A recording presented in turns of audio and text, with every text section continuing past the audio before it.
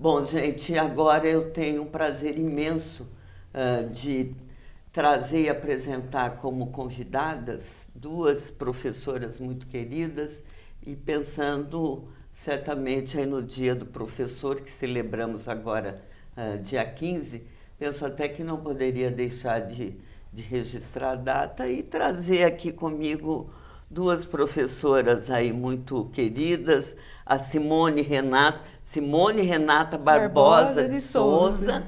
a Juliana Aparecida Jagobucci. E por quê? Eu penso que é importante, viu, Simone, Juliana, a gente trazer um pouquinho da realidade Sim, da educação, principalmente hoje.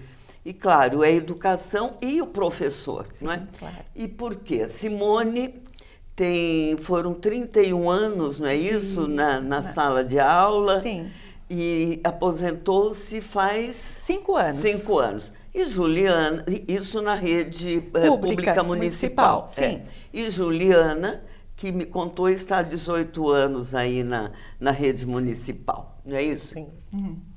Para começar, então, Simone, como é e como foi para você ser professora, né?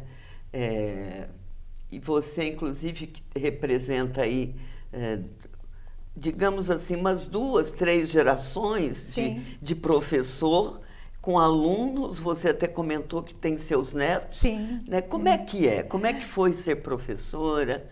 Como é que é ser professora? Como é que você vê a educação hoje? A gente vai conversar e vai batendo um papo, trocando com a Juliana, até mostrando aí as diferenças, Uhum. não é? Do tempo de ensino. E depois você até comenta, e Juliana também, se vale a pena, valeu a pena essa escolha, se você começaria de novo, Sim. tá bom? Vamos lá. Bom, Como é que é para você? Bom, em primeiro lugar, boa noite a todos, né? E eu quero agradecer imensamente, Elza, pelo convite de estar aqui. Então, meu nome é Simone, eu estou aposentada há 5 anos, mas eu trabalhei na rede municipal de ensino aqui de Jundiaí por 31 anos. Eu fui muito feliz durante o meu percurso como professora. Porque, na verdade, Elza, eu acredito que eu já nasci professora. Porque desde pequena eu brincava de boneca, as minhas bonecas eram minhas alunas. Depois, quando eu cresci um pouquinho, que eu comecei a ir para a escola, eu brincava com as outras crianças e eu era professora. Eu ensinava as crianças a escreverem o nome. E eu nunca tive dúvida que a minha escolha profissional seria como professora. Eu sempre tive essa convicção. Que é aquela questão do dom, do né? dom, De ser né? professor. Nunca tive dúvida nenhuma. Aí eu fiz o magistério, né? Porque na minha época era o magistério, eu fiz o magistério. Aí no próximo ano já teve um concurso para professores e eu prestei o concurso, passei e ingressei na rede municipal de Jundiaí.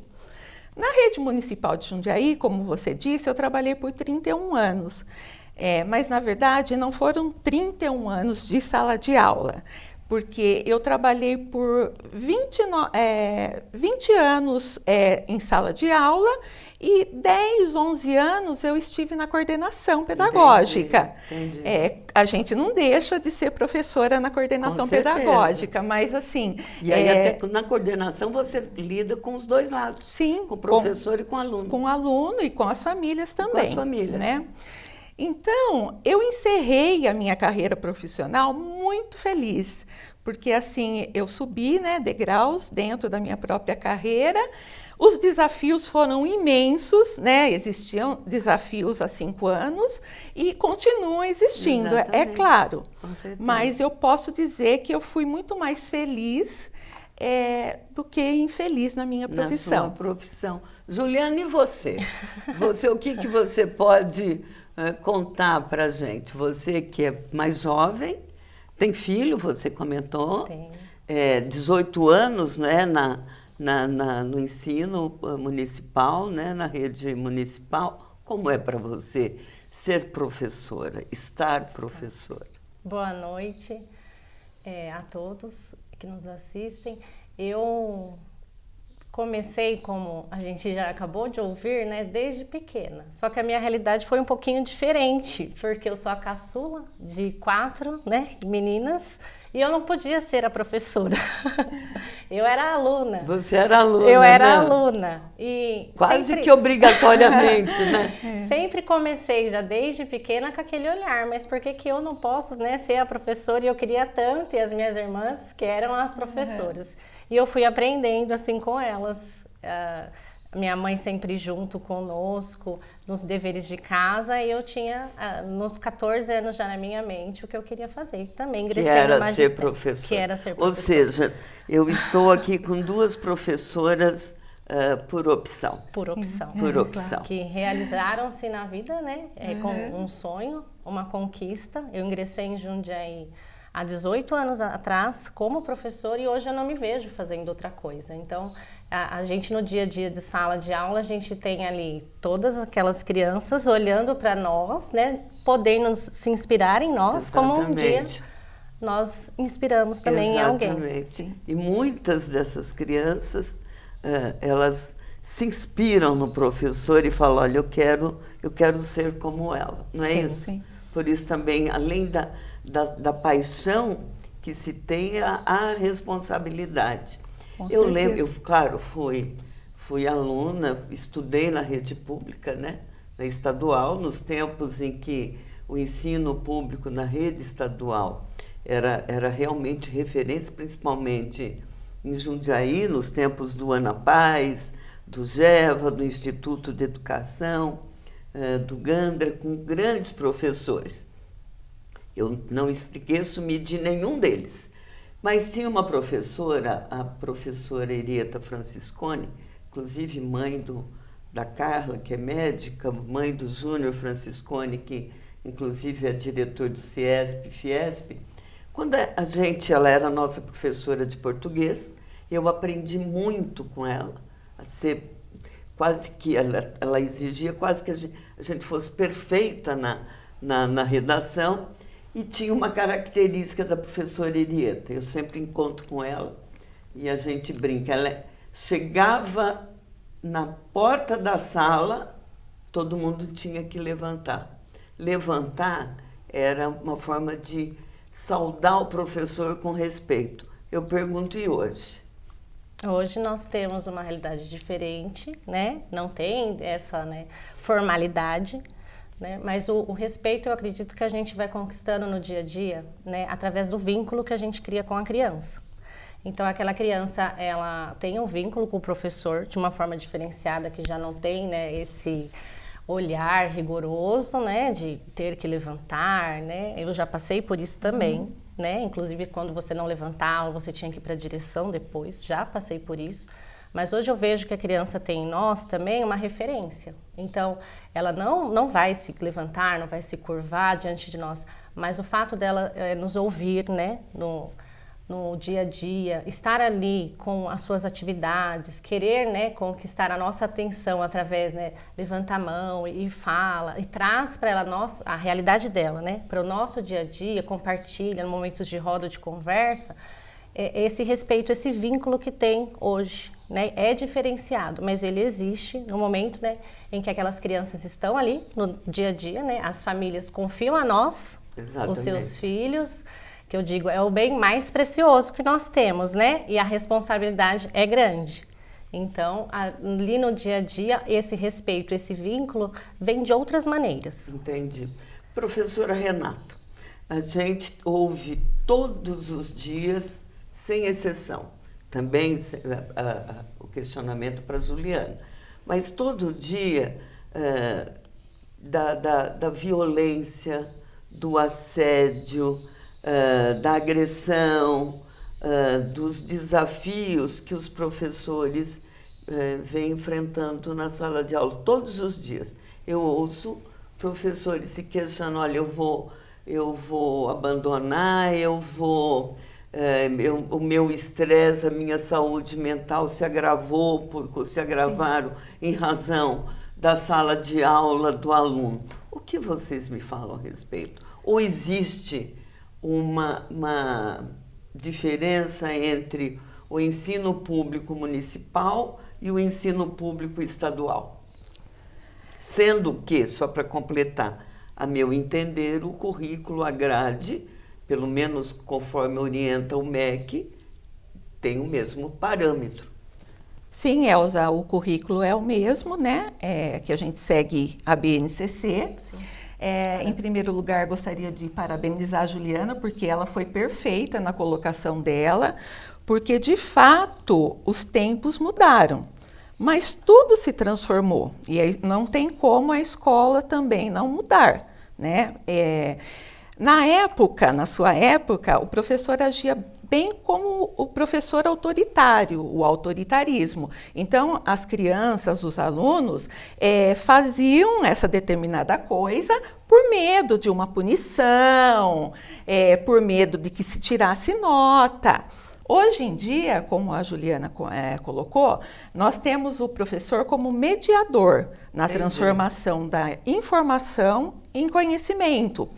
Porque a gente vive num mundo globalizado, né? A gente vê aí os avanços tecnológicos, agora vem aí a inteligência artificial. Então, o papel do professor como mediador, ele é fundamental.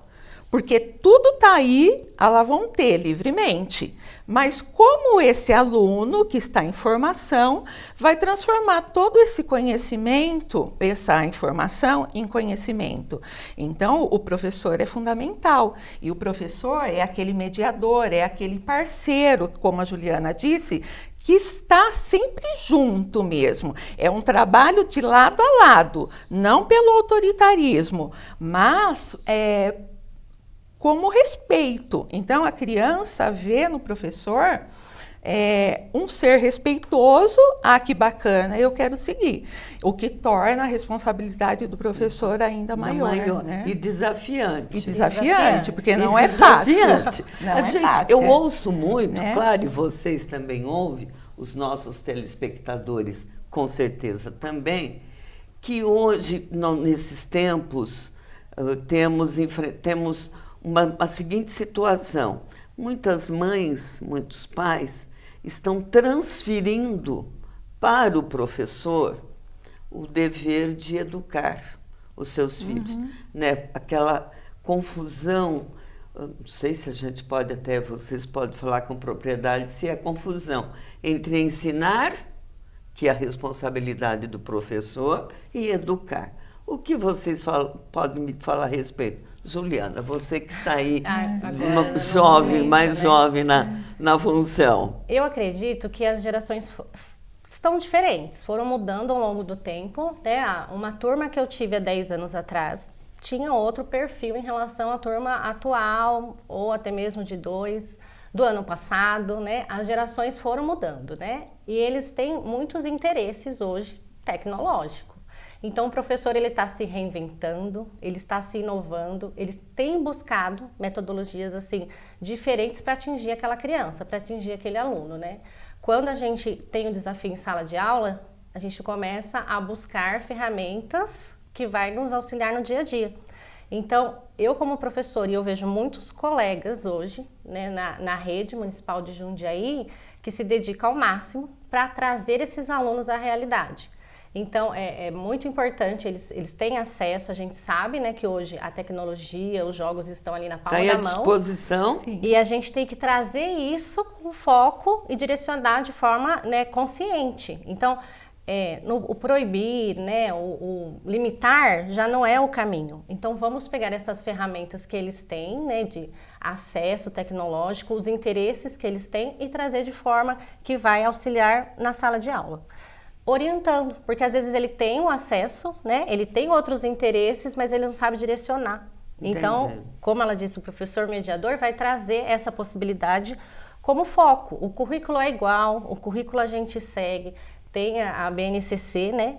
Como disse, tanto que é no para o nosso telespectador entender? A Base Nacional, né, Curricular. Isso. Então, o currículo ele vai orientar desde a educação infantil, né? Até, como você disse, os jovens, os adolescentes que já estão no ensino fundamental 2. Essa base nacional, ela é seguida. Então, dentro dela tem lá os parâmetros para a gente seguir, as diretrizes, tudo. Então, o foco que a gente tem que pegar é qual o objetivo e como que eu posso trazer isso para a realidade atual. Então, às vezes tem um objetivo, um tema que está acontecendo ali, né, no dia a dia, situações climáticas que a gente pode trazer e as crianças nos surpreendem. Eles nos surpreendem porque a gente pensa assim, vou trazer o assunto, né, e quando a gente vai ver, eles dominam, porque eles estão lá inseridos, eles estão interessante. Antenados e flui de uma maneira muito mais agradável, muito mais tranquila do que ali, né, nos livros, aqueles textos longos. Numa roda de conversa você consegue atingir muitas vezes o objetivo da sua aula, eles trazendo a realidade. Entendi. E eles gostam desse momento, né? Agora, de serem participativos. Agora eu pergunto para Simone. Temos ouvido aí, a dia desses até, o Congresso Nacional, o ministro da Educação, inclusive, propondo um projeto de lei para tirar o celular das salas de aulas, não é?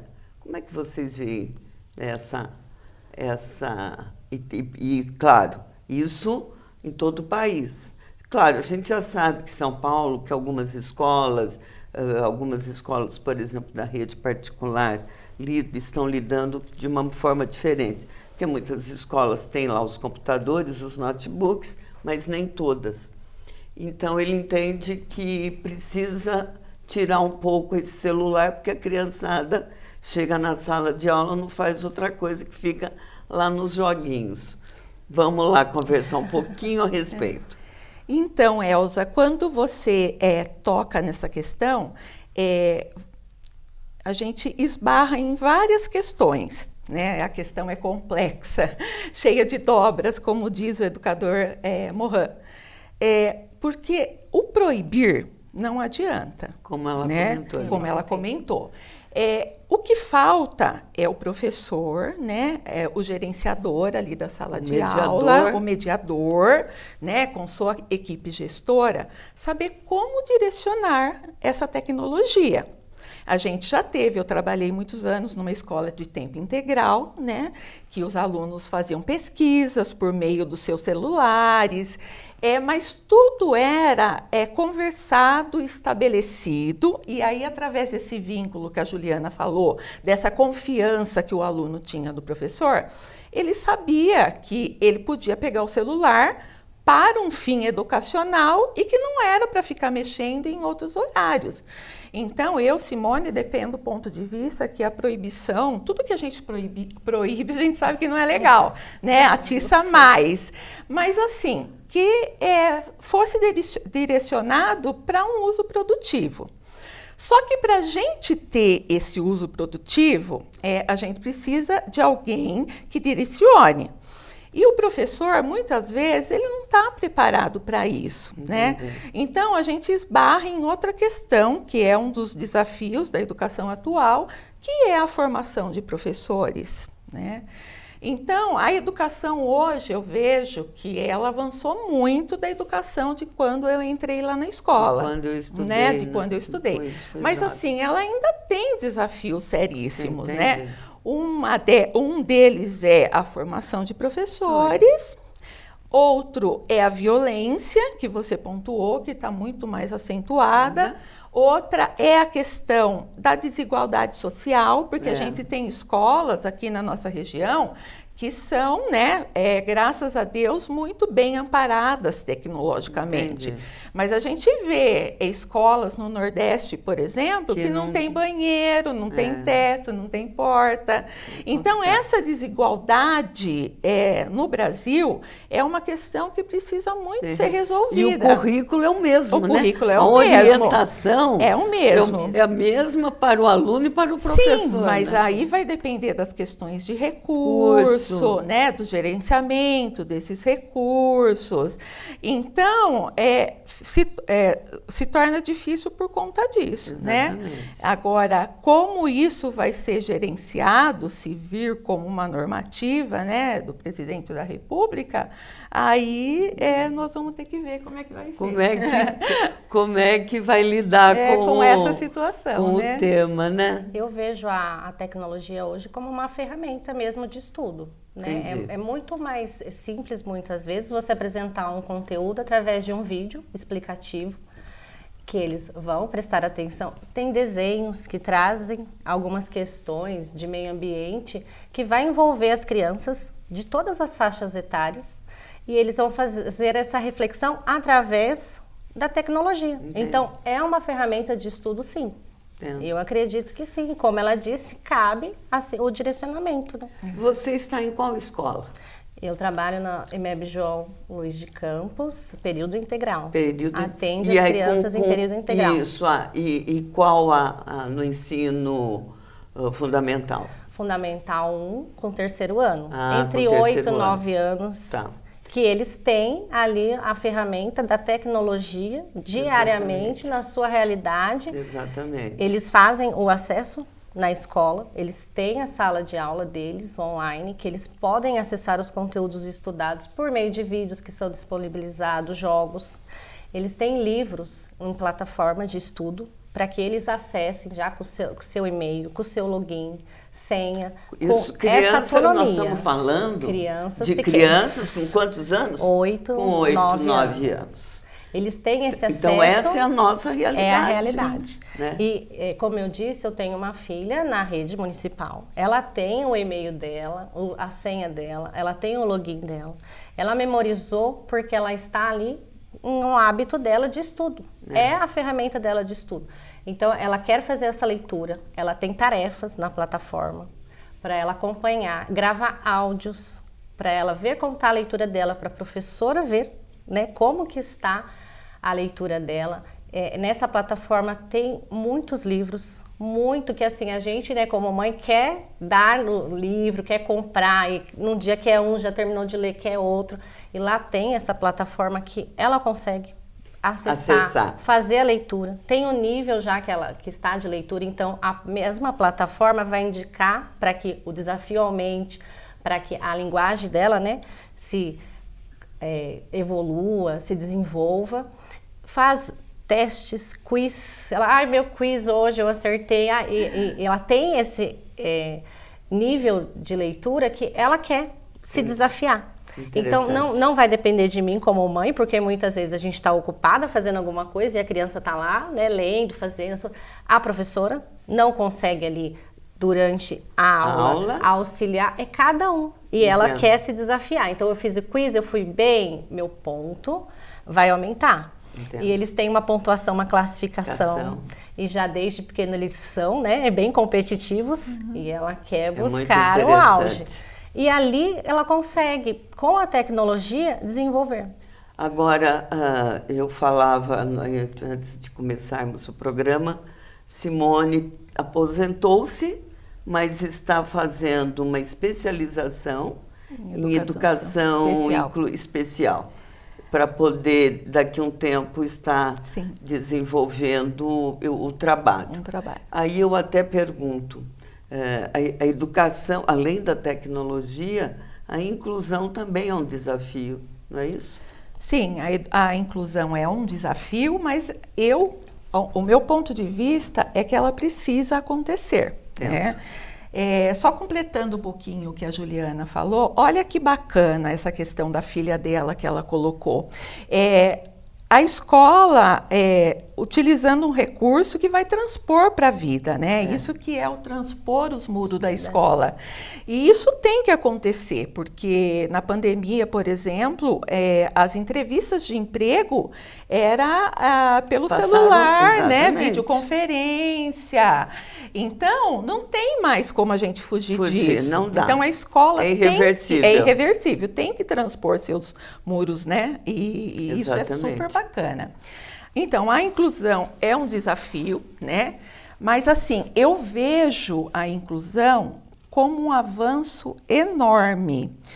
Porque antigamente a gente sabe, né, que a gente, assim, crianças com deficiência sempre existiam, né? Com certeza. Mas, assim, tinham as escolas especiais, elas viviam no mundinho delas.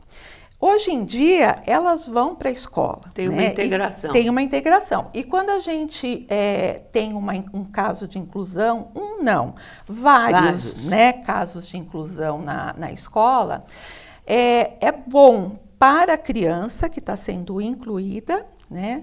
E é bom também para os outros aprenderem a lidar com as diferenças, né? Porque as diferenças estão aí no mundo, né? Exatamente. E a gente não pode mais fechar os olhos. O que precisa, né? Desafio é ainda afinar como é que essa inclusão vai ser feita, né? Porque eles estão nas escolas, mas assim, demanda o plano, o professor assistente para alguns casos, preparado, assim, formação de professores, atendimento educacional especializado, currículo adaptado, né? Porque assim a gente não pode usar o mesmo currículo como um aluno especial. Às vezes sim, às vezes não, dependendo da deficiência, né? Mas tem deficiência que você precisa adaptar o currículo. Como você colocou, essa área da educação especial é uma área que me interessa muito. Então eu terminei, né, de trabalhar, assim, cumpri a minha missão, né, na sala de aula, na coordenação. Estou estudando, né, educação especial e inclusiva para poder ajudar um pouquinho mais, né, para a gente tentar buscar caminhos, né, para que essa inclusão... Porque essa é uma realidade que também não vai voltar. Não, né? sim, Também claro que não, e a gente nem quer, né? Assim, porque não basta o aluno, né, deficiente... Entrar na sala.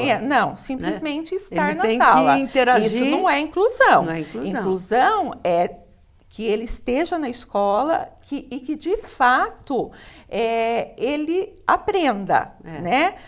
E os outros também. E os outros também demais aprendam. Também. Porque, sabe, Elza, uma coisa que sempre me preocupou e ainda me preocupa é que, por exemplo, a gente se preocupa muito com o currículo, né, de dar conta da base nacional, e é o que eu sempre falava para os meus alunos, assim, não adianta a gente ser o melhor, né, saber tudo de matemática, de português, se a gente não tiver empatia, se a gente não souber se colocar no lugar do outro, não souber ajudar o outro que está aí sendo incluído, não adianta nada, né? A gente não, essa questão da empatia é uma questão que a escola tem trabalhado, né? Trabalha por meio da inclusão, com certeza, porque só assim a gente vai conseguir um mundo melhor, um mundo mais inclusivo, né? Um mundo mais inclusivo. Eu acho que é fundamental, é um ponto que tem que ser tocado, a realidade, né? Hoje não dá para fugir da realidade e nós, como professores, aceitamos esse desafio, né? A criança, ela faz parte do nosso dia a dia e as famílias dessas crianças, como eu disse, que confia a eles e ainda mais a criança que tem esse olhar, né? Que a gente tem que ter esse olhar para ela. Eu tenho alunos com necessidades especiais na sala e o bom dia já é diferenciado. O jeito que ele entra na sala, assim, bom dia, galera, oi, pessoal, é gostoso, é acolhedor. Então, ele tem que se sentir acolhido e a gente, né, estar ali dispostos a mudar essa realidade. Agora, nós estamos quase terminando o nosso programa, que já me disse ali o Valério, você vê a gente... Fluir, né? De 2 programas. É verdade. Ou 3. Mas para a gente terminar, é claro, o Jundiaí, a gente acompanha, Jundiaí é privilegiada, né? Na educação. Nós temos, e eu eu penso até que é prazeroso, eu até aproveito para mandar um abraço, parabenizar a professora Vasti, que é a gestora, Vasti Ferrari, que é a gestora de educação no município. Ela desenvolve um trabalho assim, muito importante, responsável com a rede, em prol da rede, atendendo inclusive a orientação do prefeito Luiz Fernando Machado, que, sem medo de errar, se preocupa bastante, não é, com esse quesito. Claro, não é perfeição, mas tenho até que é referência também como uma boa educação.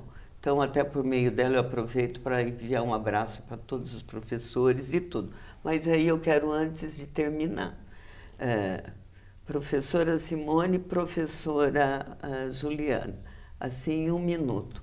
Qual a sua felicidade e qual a sua tristeza como professora? Então, essa questão, assim, foram inúmeras alegrias e inúmeras tristezas, né? Uma tristeza muito grande foi quando eu recebi, né, na minha sala de aula, uma menininha na educação infantil, que os pais tinham sofrido acidente de carro, né, e ela estava no carro também, e todos da família faleceram, só ela que não, porque na época não era comum usar cinto de segurança, e ela foi parar embaixo do carro e ela sobreviveu. Aí, depois de toda a tristeza, tudo, ela foi morar, né, ela não tinha parentes próximos, ela foi morar com uma outra família acolhedora. E ela mudou de bairro, em consequência disso, e ela foi para a minha sala de aula. Então, eu sabia que ali na minha mão, né, tinha um serzinho que tinha passado por uma experiência muito traumática e que eu precisava fazer alguma coisa, né? Então, é nesse sentido, né, eu conto essa história porque é nesse sentido que a gente, quanto professor, tem que arregaçar as mangas e fazer, não só por ela, né, como eu fiz na época, mas por tantos outros, né? Exatamente. Que cada família, cada criança tem a sua singularidade. Então, a gente está, né, num ambiente muito diverso, né? E o professor, né, embora a gente tenha que ensinar, né, tenha que dar conta da base, do currículo, mas muitas vezes a gente tem que se desprender um pouquinho desse currículo e atuar no lado humano. Né?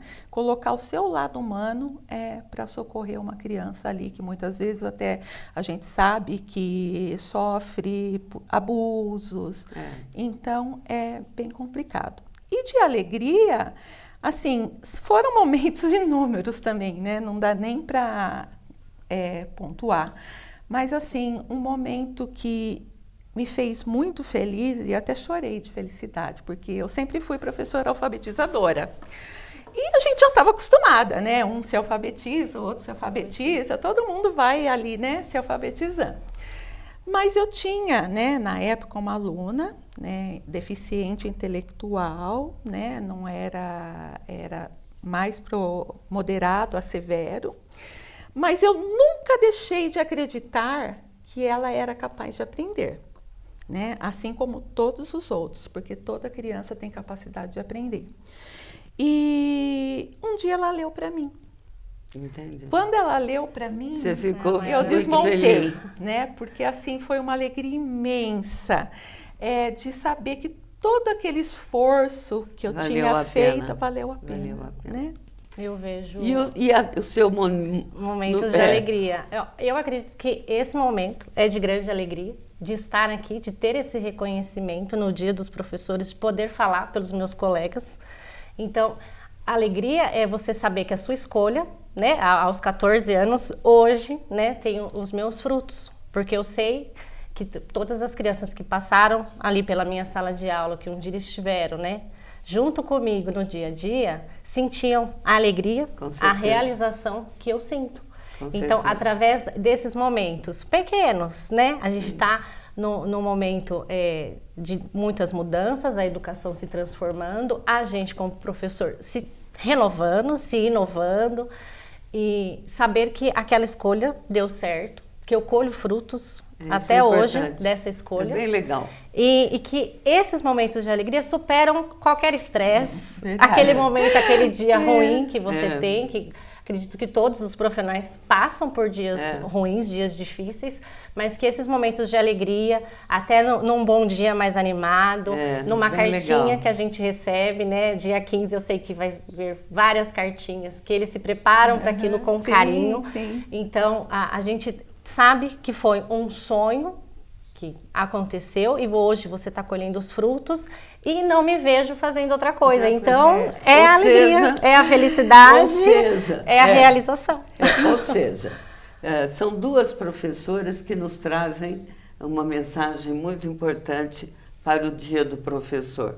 Vale a pena ser professor. Vale a pena ser professor. Então, isso que eu acho que essa é a mensagem mais importante, não é, que a gente pode passar, e por meio de vocês, Simone, Renata, Juliana, Aparecida, a gente homenageia a todos os professores, né? A todos os professores que tenham aí, não é, que possam, né, nas suas vidas também sentirem esse prazer que vocês sentem, os que estão começando, os que estão aí numa jornada já de tantos anos, talvez aí prestes a se aposentar e tudo. Então, fiquem com essa mensagem inspiradora, animadora, e eu agradeço bastante a vocês pela presença. Aproveito para mandar mais uma vez um abraço à professora Vasti, a todos os professores. Eu tenho muitos amigos, amigas professoras, eu quero aproveito e mando um abraço para o Everton, para Edith, para Rosíris Barcelos, para Cida Damasceno, para Laura Rizzi, para a professora Eimari, enfim, para todos vocês, para todas vocês, recebam aí com carinho, viu, as nossas homenagens. Eu nunca esqueci de uma musiquinha que a gente cantava no Dia do Professor lá atrás, que era Salve esta data, 15 de outubro, alvissareira esperança da nação, né? Então, sintam-se carinhosamente abraçados.